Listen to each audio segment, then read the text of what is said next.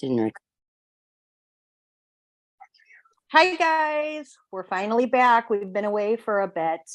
We're going to do something a little different today. We're going to be starting a new series called In the Mind of, where we look at killers in the case. Today we're going to be doing Paul Flores, who was recently convicted of the murder of Art, who went missing on May 25th of 1996. All right, let's jump into it. You ready, Isabella? I think so. I have Paul Flores, and like you said, he was convicted of killing Kristin Smart, 1996. So this is our first one, and it might be a little bit choppy before we get the flow of it. So please bear with me. You'll see me looking down a little bit, kind of writing notes as I do this. This is just how I flesh out this kind of work. All right, so I'm just going to see if I can tune in to Paul Flores a little bit prior to this event and see what kind of personality he had, if there were any issues, red flags, signs, or something that should have been noticed or picked up. Getting slightly above average student. I know this happened or allegedly happened or supposedly happened at a college university. Is that correct, Geraldine? Yeah, San Luis Obispo and they were in California, and I think that school's like Cal Poly. Yeah, Cal Poly. Okay. Average student, probably did well on his testing to get in. High school student, I just feel this awkwardness around him. Socially awkward. Probably very socially awkward. I'm seeing intense intimidation of women. Strong. Let's add that everything in this video is alleged for entertainment purposes only. Right. Yes, allegedly. We have to add this. So what I get, this is more of an intuitive reading that I'm doing on Paul Flores at the moment. None of this would hold up in a court of law. I have to say that, but I just we definitely have to put this disclaimer on anything. All of this is our opinion. So yes. Right. Yeah. But I am just getting very socially awkward around women, dislike of women. It's, I just feel that he would be probably drawn to, on an emotional level, drawn to stronger women, but have such a disdain for them. I feel this awkwardness. I just keep getting the awkwardness around him. If you've been around somebody that just gives you these uncomfortable feelings, I think people even in high school or as he was growing up would notice that and be very unsure of what they were feeling, probably disregard that in a lot of ways. I am getting a strong need for substance to kind of bolster up communication. I just get this social awkwardness. When you need to have a couple of drinks to feel adept. Yeah, that's what I get from him. So I don't know if there were any history of particularly alcohol abuse or concern in that. I do feel when he has control, or when he feels he has the control of situation, he probably feels much more adept at communication skills. It's an interesting tidbit to pick up. I'm going to move forward to, I think, allegedly, I think there was some inappropriate behavior in high school leading up again throughout college, maybe young adulthood. I wouldn't be surprised if this continued until his arrest, where there was, it feels almost forced or unsexual, sexually uncomfortable situations that he would put people in, where you don't have a choice, but you're made to think you have a choice, where saying no is not something that would be viable. I just feel pressure, a lot of shame in that department, that he would enjoy inflicting shame onto others. Wonder if there was some inappropriate pornography found in the home, or if that was something that he had access to. It just feels like sexual imprinting is maybe gone wrong. Geraldine, what's the date on this date she went missing? You said May 96? Yeah, May 25th, 1996. And so just to be very clear, normally when I do the missing person cases, I have no information about the victim or offender, none at all. I prefer it that way. I have Geraldine come on to kind of give some validation to what I'm getting or say, heck no, you're wrong. But I did look at this case before just because I wanted to have an idea of what was going on. So I do understand they were at the same party or something, an event outside of the campus. I do feel a lot of alcohol. That feels fun for Kristin. That feels kind of, I don't know if this is last hurrah, something end of school year, which would make sense with the time of year because I imagine school would be close to getting out. It just feels like, oh, let's go have a good time. Do you know if she was with other females that evening? Was there a group of people that went? That I don't know. Okay, because I'm feeling her feeling very socially adept. She's very comfortable in this situation. I think maybe Paul Flores saw her. I do feel kind of a lusting sensation for her at this point, or having my eyes on her. He's zeroed in on her as a target at this point. Trying to place the time with this. 9:45, 10, between 9:45 and 10:15 p.m. I would imagine he viewed her. I don't know that she would even have paid any attention to him at all. He's cunning. He's cunning. Hold on. It's almost like when you zeroed in on prey. So I think she might have been drinking already at that point. She just feels like an easy victim. I don't think that he would have had the courage to approach her because I'm feeling his intoxication level would not be at the same level as hers. Did you say there was a thought that perhaps she was drugged in this? I think so. I think that that's what I had seen online was that I'm not sure I agree with that. I'm not certain I agree with that just because perhaps maybe he did, but I feel her sense of being highly buzzed is very strong. So I'm going to vacillate between Kristin and then Paul. Both of these, I'll be going back and forth. This is like predator. He's predator. She's the prey. So if she would have kind of stumbled or there's stairs in this building, this house, this place. I feel, maybe watching her stumble up a couple stairs. He's watching all of this. She doesn't have a care in the world. I don't feel a lot of cognizance to my surrounding. For her, I'm just having fun. There is some stress. This had to be at end of school year because there's a little bit of stress. Oh, maybe parents are coming. I'm going to pack things up in the next couple of days, but that's fleeting for her. He's still watching her like upstairs. So I don't know if there's a bathroom or someone tried to accompany her upstairs. I feel excited. Now Paul, I feel this excitement. Every part of me feels alive. My senses are highly acute. But like it's almost like the background is faded out at this point.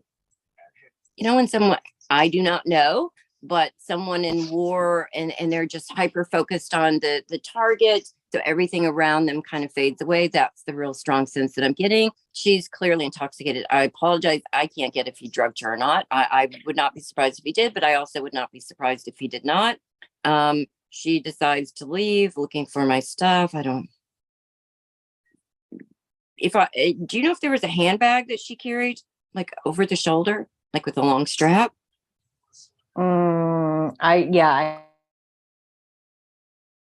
Okay.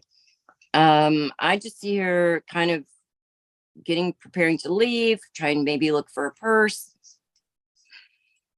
He's right on her heels. And then I feel he's left. Like I'm stalking her because I know she's going to leave. I'm going to go outside. So now I'm Paul again. God, this is alarming. I'm just hyper focused on her. It's a little bit of stumbling as she comes out. I almost want to lick my lips at this event. Again, nothing else exists. There's a police car that drove by slightly before this, patrol, something like that. I see that. out of the periphery of my eye. I'm not too concerned about that. Again, being Paul. Now it's much later. I don't know if it's midnight, close to midnight. It's like 11 something, closer to midnight. Okay, she's out. Can't walk. I see people around her. He looks very trustworthy. I just feel a door opening, like there's a car door opening. I'm gonna come be the saving her. I've got this. He doesn't appear. He appears to me to feel very clean cut. So I don't think there would be anything alarming. It's not like we're having a hobo walking down the street saying, "Oh, I'll take care of her." No, I don't feel anyone felt worried, concerned. Nothing would have, it's almost like, okay, you take her back. Okay, kind of stumbling. I feel like there's two other women that would have been there when this happened. Two other young women kind of helping her get in the car. There's banal chatter. Okay, she needs to go to this place. Oh, I'm there as well too. I've got this. I hear lots of noise outside. This feels like a house party. Okay, hold on. She's in the car. He's trying to put a seatbelt on her, which feels gratuitous to me. It doesn't happen. She is clearly intoxicated at this point. Clearly. Bear with me. I just feel his like boom, boom, boom, boom, boom, boom, boom, boom. He knows what he wants to do. I think this was going to be what would be called a rape or attempted rape. In his mind, I don't think he ever connected those dots. This was just how his sexuality played out. She's not speaking coherently. There's no clarity to her speech. This feels easy to him. Do you know what kind of car they had or he had? No, because I don't think that they ever, the story that I know, I don't think that they ever talked about a vehicle being involved. It was kind of like the story that goes around is that they were at this party, she's drunk, stumbling, I think they even said she was like passed out outside or something. And then there was two people. I feel a vehicle. I'm sorry. I feel a vehicle involved in this some way. I'm looking, because again, I don't know how this, it certainly is possible to be raped in the bushes. I'm not trying to demean or diminish that, but I just feel momentum and movement with this. So again, all of this is allegedly. I'm doing an intuitive reading on this situation, getting in the mind what Paul Flores was thinking. I feel he would have attempted to kiss her, kind of lunge at her in that way. I don't think she was able to defend or protect herself. I do feel a little bit of pushing away at this point. Hold on, let me just keep going with this. He is unaware, uncaring, or this excites him more with all of this. Okay, this is what I wanted. I do think were there marks on him? Was he scratched up, bruised in any way? He had a black eye. The next day I guess might have been scratches on his arm or maybe, a fingerprint bruise, something like that. I do feel a little bit of fighting. I'm covering her mouth at this point. My breathing is escalated. There's terror and panic with her. Okay, bear with me. Yeah, this is not good. He has no concern or thought about anything other than just like this is sexual desire on his part. I feel kind of pushing her leg. So I'm going to avoid some graphic stuff on this. I do think there was a rape. I'm getting her head pushed this way. Like I can't breathe. I'm fighting. It's her. Again, this just excites him more. I don't think he was aware. The only awareness he has of her pain or discomfort or fear is that it excites him. Okay.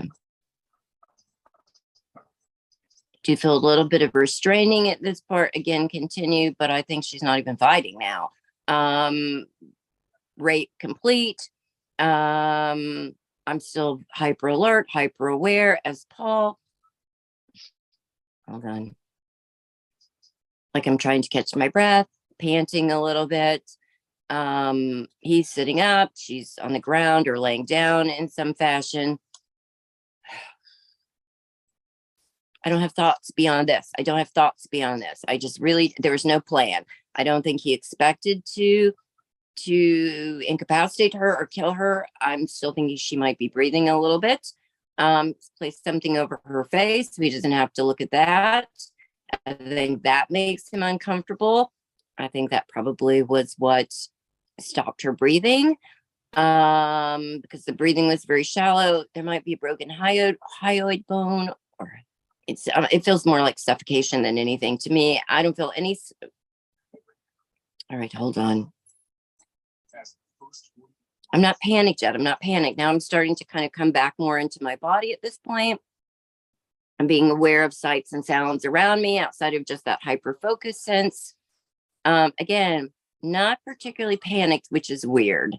Thinking about just leaving her wherever she was. That's not an option. I think at this point, I'm smarter than everybody. Did people have cell phones back then, Geraldine? In 96? I think they just feel like I need to call somebody for help. I need to get, got a problem. So I don't know if this was a parent. I can't imagine there were too many close friendships that Paul Flores had, because I just don't feel him being vulnerable with anybody. I think pretty much everybody around him would just be uncomfortable and unsure why. Okay. I'm sorry. I'm just still getting there's a car involved. I think she was left somewhere. I maybe left in the car. I don't know. I do think there were some clothes or items that he would have brought with him into his room, because I'm not feeling that I need to dispose or get rid of a body in that moment. Like she's somewhere where he is not. Like I feel the separation at that point. There's somebody trusted, I think, that bailed him out. I know the father was charged with accessory or well, he was charged, but I don't think he was convicted of it. Correct. But yeah, I just feel a parental, like this has got to be a parent that I would call. I can't imagine there's not a friend that I think he has that he could rely on in this. Allegedly. Hold on. Allegedly, but I would be very surprised if I was getting that information wrong. Like, come on. I feel fear with dad or this male that he's spoke with. Like I feel deep fear, like almost a sense of panic with him. So that seems more of a normal psychopathy, a reaction. Like somebody's hurt, there's something hurt, I didn't mean to do it. This is Paul. I feel very childlike behavior with Paul at this point. He's manipulative with dad. No, it's like I almost feel like, well, you got to help me because of what you did, allegedly. And I don't know where I'm getting that from. Okay. So I feel her body being transported to another location. Perhaps dad's house. Dad again is the one that's going to take care of all this, allegedly. We're in the next day already. We're well into the next day. She still feels like she's sitting in a vehicle or another location. I keep going back to a vehicle with this. Okay. I understand that the police and investigators suspect that she was buried on the property underneath the porch. Is that correct? That would not be surprising to me. So that would be on the cover of dark. Dad feels very involved in this. Was mom in the home, or do you know? Yeah, you know what? They don't talk about her. I have not seen anything about his mom. It's still such controlling nature, almost. I don't think women would have been able to say very much or speak up in this family. It's like men are in control cruelly. Like there's some cruelty there. All right. Paul maybe has a day or two of regret about this. And it's more like this was an inconvenience, but I think he got off on this so much. Like this was such a amazing experience for him. I see a lot of fantasizing about this moving forward, able to forget it for long periods of time. Hey, if you or I did something like this, I think this would bother most people for the rest of their life. It would cause a lot of PTSD and intrusive thoughts. I don't think that Paul experienced those at all. I think his dad had a lot of fear. I just feel his anger and abruptness with dad in any of those moments. Wouldn't be surprised if mom wasn't in the home, but there's a female in and out of that home for sure that just no voice with this person. Tyrannical, dad feels that's too strong.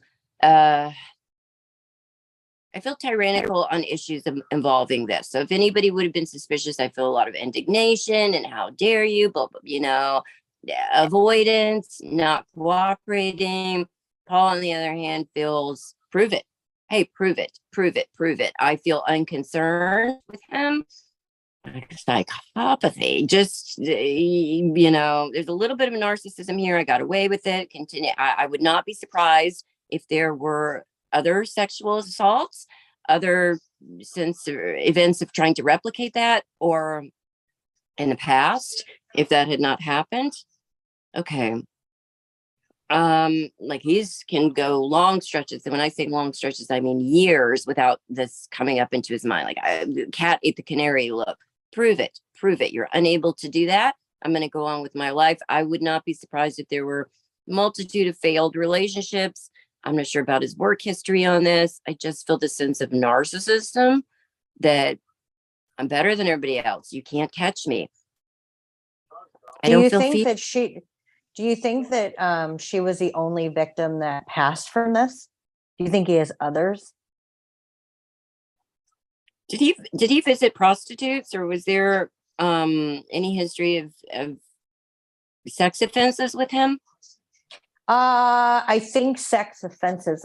This is alleged.